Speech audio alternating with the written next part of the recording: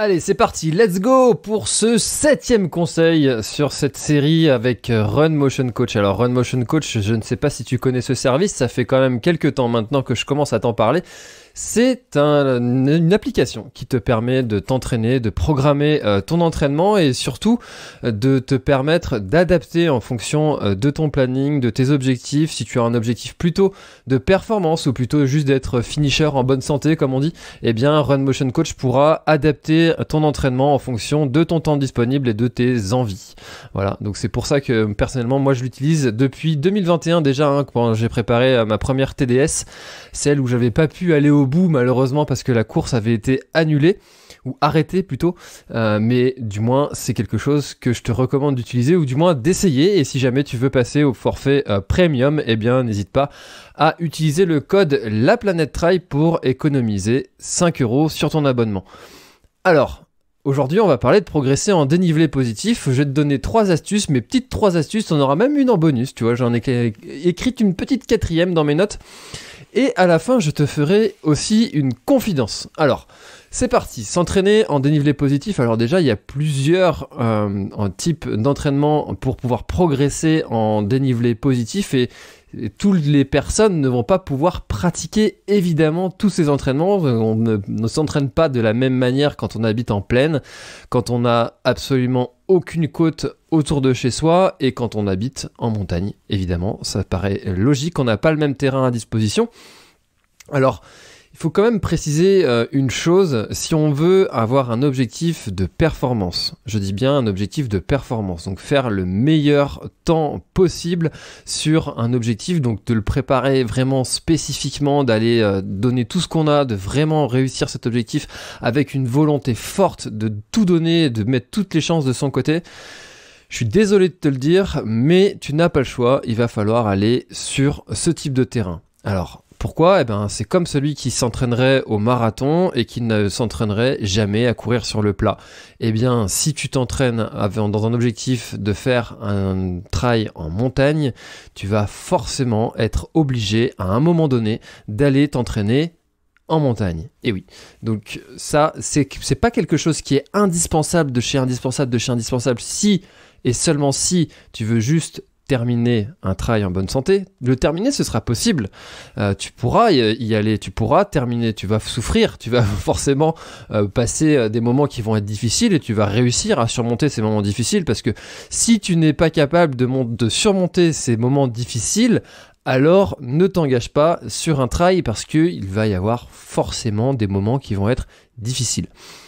Alors ça, c'est le premier point que je voulais aborder, c'est que si tu veux performer, il va forcément à un moment donné aller en montagne.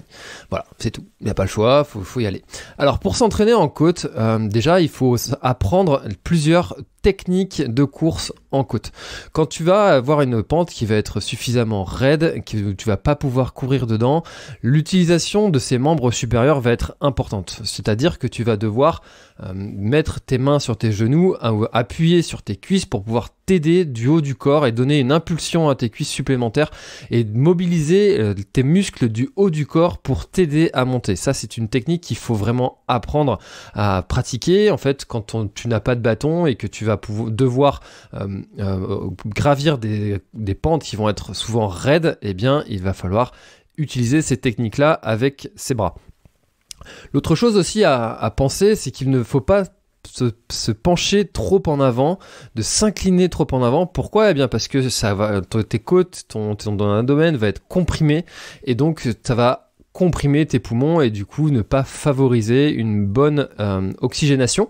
Et ça, c'est quelque chose qui va peut-être t'essouffler plus rapidement que si tu étais bien droit, bien aligné. Et c'est pour ça que vous voyez certains coureurs dans des côtes qui ont les mains derrière le dos. Ça leur permet de garder un buste bien droit et donc d'avoir une bonne oxygénation et donc de pouvoir continuer à monter dans de bonnes conditions. Ensuite, donc ça c'est pour la technique de la technique de course. La technique en montée, vous avez aussi forcément des techniques avec les bâtons et ça c'est vraiment quelque chose que je vous invite à expérimenter, à pratiquer, de se bouffer des allers-retours dans des côtes avec les bâtons. C'est pas le jour de l'ultra que vous allez faire en montagne où il va falloir sortir les bâtons et se demander comment ils se déplient ou comment ils se fixent ou comment on met la dragonne.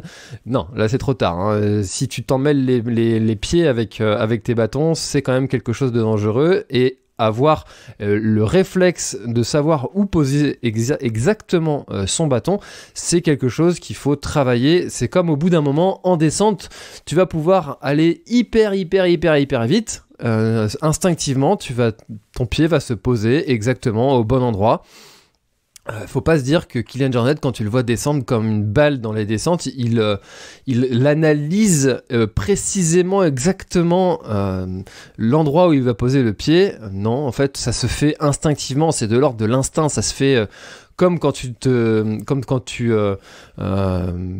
respires, ça se fait instinctivement, tu n'y réfléchis même pas en fait. Tu vois, la nuit quand tu dors, tu respires, tu réfléchis pas. Bah là en fait, quand tu es en descente à pleine balle, et ben ton pied va se poser exactement au bon endroit, et avec l'utilisation des bâtons, eh bien c'est exactement la même chose. Il va falloir s'entraîner pour qu'on ait cet instinct de savoir le bâton, faut le positionner exactement ici, de cette façon-là, avec l'angle incliné de cette façon-là, il a poussé jusqu'à cette façon-là, le mouvement du bras qui se fait de cette façon-là, et ça se prépare. Pas le choix. Voilà. Et donc là, faut s'entraîner. Alors, les types d'entraînement, eh ben là, pour le coup, c'est un petit peu comme le fractionné, hein. On va avoir ou du moins des séances d'intervalle, hein, comme on dit plutôt précisément. Eh bien, tu vas pouvoir faire des séances de 30-30, 1 minute, de redescendre tranquillement. En fait, l'important, là, ça va être de tout donner sur la montée. La descente doit se faire tranquille, et c'est pas là que tu dois donner vraiment de l'intensité, c'est dans la montée. Et donc certains vont même utiliser des moyens pour redescendre sans aucun effort. Tu vois, tu peux très bien te dire, si tu habites en montagne, de monter avec à pied, en courant, et puis de redescendre avec le télésiège. Tu peux aussi te dire, tiens, tu vas prendre un pote avec toi, et puis il va te redescendre en vélo, ou je ne sais comment. C'est des méthodes qui peuvent se faire. Voilà. Donc l'important, ça doit être d'axer l'effort sur la montée et de vraiment réduire les impacts sur la descente. Donc là, il va falloir aussi se dire qu'il va falloir s'entraîner sur différentes inclinaisons de pente, parce que les efforts musculaires sur une pente qui va être plutôt du type faux plat monté ne vont pas être les mêmes que sur une pente qui va être ultra raide et où tu peux presque poser les mains sur la pente pour pouvoir t'aider à monter. C'est pas du tout les mêmes efforts musculaires, c'est pas du tout les mêmes allures, c'est pas les mêmes rythmes cardiaques qui vont être donnés quand tu vas mettre la même intensité. Donc du coup, tout ça se prépare. Et ça se travaille évidemment à l'entraînement aussi. Donc moi, ce que je t'invite à faire, c'est de varier les degrés de côte que tu vas pouvoir mettre dans ton entraînement et dans ta préparation. Aussi, eh bien, il va falloir apprendre à gérer son effort. Et gérer son effort, ça demande de l'entraînement, de l'expérimentation. Et le meilleur moyen que je peux te donner comme conseil pour pouvoir gérer ton effort, c'est de te dire, par exemple, sur cette séance de 10 fois 1 minute en montée, eh bien, je vais me dire, à chaque fois, à chaque montée, je vais aller jusqu'à ce point-là. Et donc ça, c'est quelque chose qui va t'apprendre à gérer ton effort. Et instinctivement, après, tu vas savoir à quelle allure, à quelle vitesse tu vas devoir prendre cette côte en fonction de tes capacités du jour, en fonction de l'inclinaison de la pente, en fonction de la durée que tu dois monter cette pente. Et ça, c'est quelque chose que tu vas devoir préparer. Si au bout de la 8e série, tu n'es plus capable d'atteindre ce point que tu atteignais sur les séries précédentes, eh bien c'est que sur les séries précédentes, tu as été un poil trop vite et que sur la séance d'après, il va falloir ajuster cet effort. Et tout ça, ça va t'apprendre en fait à gérer ton effort, à gérer ta fatigue. Et ne pas hésiter aussi, si les pentes sont trop longues, sont trop raides, à marcher. Ça, c'est quelque chose qui vraiment est un des premiers conseils qu'on donne, surtout aux personnes qui viennent de la route, qui ont été habituées à faire du fractionné, quand ils vont faire un entraînement en course à pied, eh ben, ils courent. Sauf qu'en trail, eh ben, il y a des fois où on marche. Et oui, c'est pour ça que certains disent qu'on est des randonneurs, ce qui est absolument pas vrai. Parce qu'on est des trailers, on n'est pas des randonneurs. Même si on aime beaucoup les randonneurs, mais on est des trailers.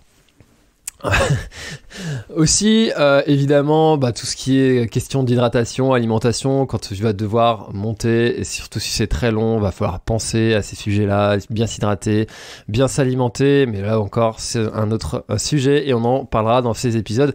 Conseils. S'il y avait un conseil aussi que je pouvais te donner, eh bien, c'est tout simplement de ne pas te dire, ou plutôt de te dire que tu es bon et que tu vas devenir bon. Se dire je suis nul, je suis pas bon, de toute façon je vais pas jamais y arriver, gna gna gna gna gna gna, ça n'a jamais aidé à devenir meilleur. Pourquoi ? Eh bien parce qu'il y a une boucle dans ton cerveau qui va se créer et des mécanismes de pensée qui vont se créer avec maximisation du négatif, minimisation du positif, et tu vas te dire de façon générale je suis nul en côte, c'est comme ça ne changera jamais. Pourquoi est-ce que ça changerait ? Et instinctivement tu vas avoir une vision globale et négative de toi-même, et donc ça va automatiquement créer des émotions négatives, et dès que tu vas avoir une côte qui va arriver, tu vas faire oh la merde, j'ai pas envie, tu vois, et rien que de te dire ça, forcément tu vas rester cloué en bas. Tes émotions qui pourraient te booster, tu vois, par exemple si t'avais je sais pas tes enfants qui sont juste en haut de la côte et qui t'encouragent comme un héros, comme ta femme qui t'attend, ton mari qui t'a en adulation, qui t'attend vraiment, ils sont là avec quelque chose de vraiment qui te fait plaisir, etc. Là tu vas avoir des émotions positives et tu vas tout décoller. Imagine-toi dans la montée du Tour de France avec tous ces gens qui t'encouragent, ça te booste à une force inouïe. Et donc si toi tu te donnes des émotions négatives en bas parce que tu te dis je suis nul, forcément que tu vas être nul et tu vas avoir un comportement d'échec, tu vas éviter après de devoir t'entraîner, etc. Et puis en fait c'est une boucle sans fin. Si tu te dis que tu es nul, tu vas rester nul et tu vas continuer à être nul. Alors que si tu te dis je suis fort, je vais devenir fort, rien à foutre, je vais devenir fort, je suis bon, de toute façon je suis bon, même si tu l'es pas, hein, mais tu te le dis. C'est le fameux, comme disent les Américains, fake it until you make it, fais semblant jusqu'à ce que ce soit vrai. Et ça c'est vraiment un conseil que tu peux appliquer absolument dans tous les domaines de ta vie. Quelque chose qui te fait stresser, fais semblant jusqu'à ce que ce soit vrai. Tu vois, le jour où j'ai animé ma première conférence pour un événement, eh bien, j'avais jamais fait ça de ma vie. J'ai fait semblant, comme si j'avais fait ça toute ma vie. Et puis tu vois, tu te présentes comme si tu étais à l'aise, alors qu'au fond, j'avais pas dormi la veille. Mais il faut faire semblant. Tu te mets dans un rôle, tu te crées un rôle de quelqu'un qui est hyper bon en montée. Et tu vas le devenir. Forcément, tu vas le devenir. Alors l'autre conseil que je peux te donner, et ça c'est le petit conseil bonus, et ça finalement le précédent aurait pu être le bonus, mais celui-là, et ça c'est quelque chose que je t'invite vraiment à faire, parce que c'est quelque chose qu'on minimise, qu'on fait vraiment trop peu, nous les coureurs à pied, c'est le renforcement musculaire. Alors tu peux associer du renforcement musculaire avec des épreuves de course à pied, des entraînements de course à pied. Typiquement, ça peut être du myocross. Donc le myocross, c'est de faire, par exemple, 1 minute de chaise avant de faire 45 secondes à pleine balle dans une côte. Tu redescends tranquille, tu recommences 1 minute de chaise, 45 secondes dans une côte, etc. Alors tu peux varier ces choses-là, tu peux te dire je fais 40 secondes de chaise pendant une côte et je continue de monter après. Voilà, t'associes en fait du renforcement musculaire à tes séances de course à pied. T'arrives en haut, tu fais 15 squats, tu redescends, tu fais 1 minute de chaise. Bref, varie tes entraînements, fais-toi plaisir, ne te formalise pas aussi sur ce qui existe déjà, n'hésite pas à inventer des choses, des parcours, tu vas en découvrir. De faire 2 fois le même parcours, eh bien, mis à part si tu fais exactement la même boucle, avec exactement les mêmes conditions météo, avec exactement la même forme, ça n'existe pas. Donc il va falloir varier les entraînements, varier les choses, n'hésite pas à inventer, sois créatif, fais-toi plaisir. C'est vraiment un conseil que je peux te donner. Et honnêtement, le fait d'avoir mis le CrossFit dans mon entraînement, dans ma préparation, ça a été un game changer. Vraiment, je sens que j'ai vraiment plus de puissance, plus de force dans les côtes, et les cuisses répondent beaucoup mieux. Voilà, tout simplement. Et donc ça, toutes ces petites choses que tu vas pouvoir mettre en place, eh bien, ça te fera progresser en montée. Et ça, c'est vraiment quand même un truc qui est super cool quand tu commences à être à l'aise en montée et que tu commences à doubler des gens en montée alors qu'ils sont encore en train de tirer la langue. Tu te dis, ah, j'y étais comme ça il y a quelques temps. Bon courage les gars, amusez-vous bien dans la côte, moi j'y vais. Bon, ça se trouve, ces mêmes personnes-là te doubleront en descente parce que ce sont des fêlés en descente et ils ont absolument progressé ce point-là spécifiquement, on sait jamais. Bon, alors le petit truc que je voulais te dire, tu vois, en fin d'épisode, eh bien, et juste une petite confidence que je vais te faire, tu vois, juste après t'avoir donné tous ces conseils, eh bien, c'est que le D+, c'est mon plus gros point faible dans toutes mes capacités de trailer. Eh bien, c'est là-dessus que je suis vraiment le moins bon. Je ne sais pas pourquoi.